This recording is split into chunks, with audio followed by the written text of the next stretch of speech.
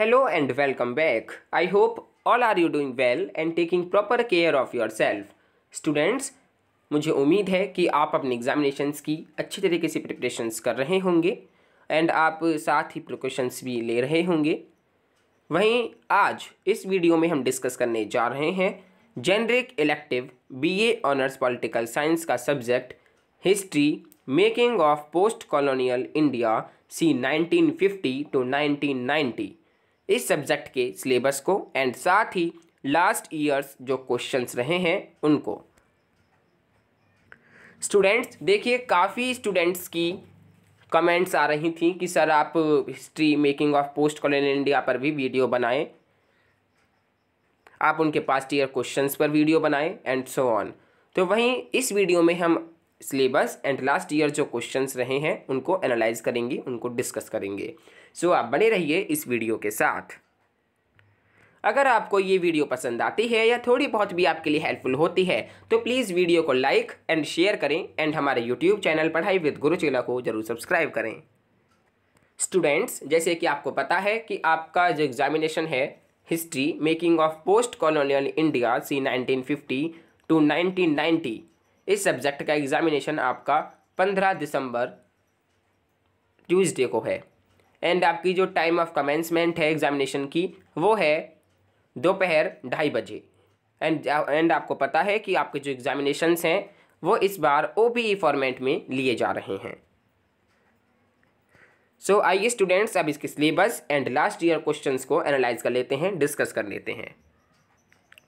First of all students, आइए हम syllabus को एक बार रिकैप कर लेते हैं कि क्या सिलेबस है आपका इस सब्जेक्ट का। तो देखिए, इसमें आपकी टोटल 4 यूनिट्स हैं, हर एक यूनिट के अंदर टॉपिक्स हैं, सब टॉपिक्स हैं।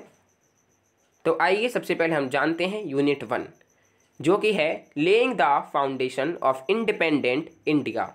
इसके अंदर जो टॉपिक्स का आपको कवर करने हैं वो है making of the constitution and second है लिंग्विस्टिक रीऑर्गेनाइजेशन। देन नेक्स्ट है यूनिट 2 जो है एनविजनिंग अ न्यू ऑर्डर, यानी कि इमेजिनेशन एक न्यू ऑर्डर की, जिसमें आपको जो टॉपिक्स करने हैं वो हैं इकोनॉमिक डेवलपमेंट जिसमें 5 year plans, problems of development, case study of Punjab and Bihar. Then next है इंडियन फॉरेन पॉलिसी टिल 1964, ये टॉपिक्स आपको कवर करने हैं इस यूनिट के अंदर। देन 3rd यूनिट है डेमोक्रेसी एट वर्क, इसके अंदर आपको जो टॉपिक्स कवर करने हैं, सब टॉपिक्स कवर करने हैं वो है Congress and other political formations. First है लेफ्ट पार्टीज, सेकंड है कास्ट पॉलिटिक्स एंड थर्ड है द्रविड़न मूवमेंट। ये आपको कवर करने हैं, इन टॉपिक्स को आपको पढ़ना है अपने सिलेबस के अंदर। देन नेक्स्ट है विमेन एंड पॉलिटिक्स, जिसमें आपको हिंदू कोड बिल पढ़ना है, status of women in India report पढ़नी है एंड सो ऑन। तो ये टॉपिक्स आपको कवर करने हैं यूनिट 3 के अंदर। अगर हम लास्ट यूनिट 4 की बात करें तो वो है turning point emergency and after. इसके अंदर आपको जो टॉपिक्स जो है कवर करने हैं वो है railway strike, JP movement and emergency, developments in the 1980s जिसके अंदर आपको पढ़ रहे हैं coalition politics, Mandal commission and aftermath. Then next है जुडिशरी, जिसके अंदर आपको पढ़ने हैं civil society and rights, judicial activism and public interest litigation. Then next है पॉपुलर एंड पैरेलल सिनेमा। इन सभी यूनिट्स को आपको कवर करना है, इन सभी सब टॉपिक्स को आपको कवर करना है अपने सिलेबस के अंदर। तो ये बात हुई स्टूडेंट्स आपके सिलेबस की। आइए अब देख लेते हैं पास्ट ईयर क्वेश्चंस को। स्टूडेंट्स, अगर हम पास्ट ईयर क्वेश्चन पेपर की बात करें तो 75 मार्क्स का आपका एग्जामिनेशन हुआ था, जिसके अंदर आपको 8% जो थे वो पूछे गए थे, जिसके अंदर से आपको एनी 4 क्वेश्चंस जो थे वो अटैम्प्ट करने थे अपनी आंसर शीट के अंदर। टाइमिंग आपकी 3 आवर्स थी। आइए जान लेते हैं किस टाइप के जो क्वेश्चंस हैं वो पूछे गए हैं पास्ट ईयर के अंदर।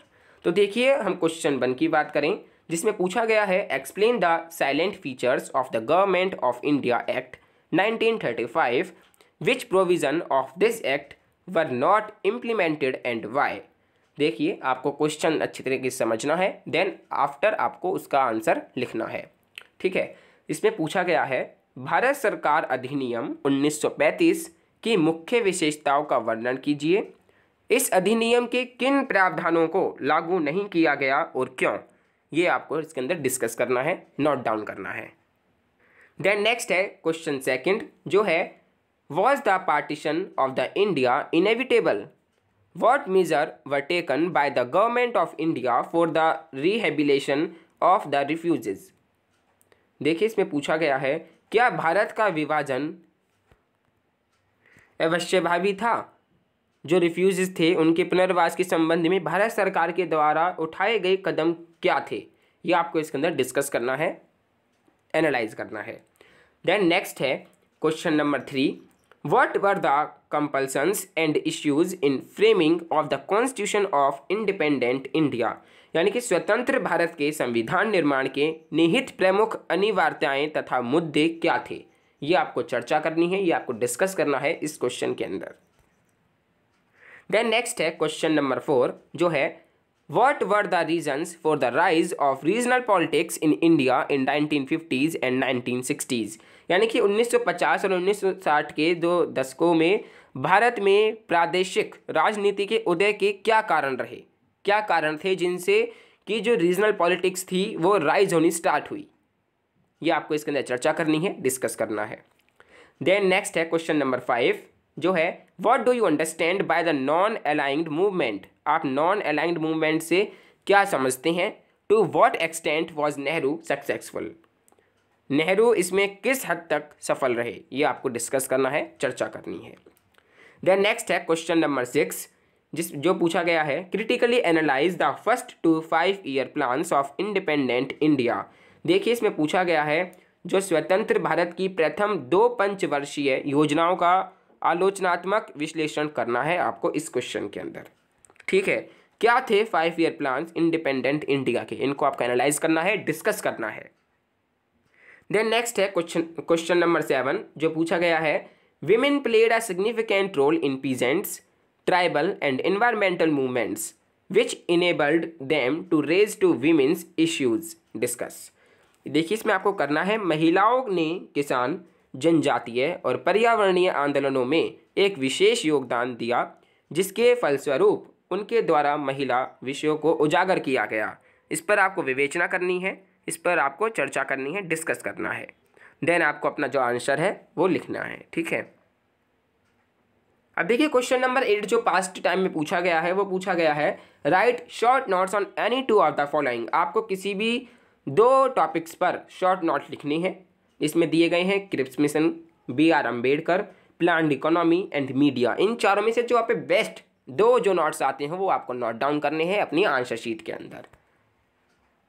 सो स्टूडेंट्स, ये था आपका पास्ट ईयर क्वेश्चन पेपर, या फिर आप पास्ट ईयर क्वेश्चंस भी कह सकते हैं, जो इस तरीके से पूछे गए हैं दिल्ली यूनिवर्सिटी के एग्जामिनेशन के अंदर।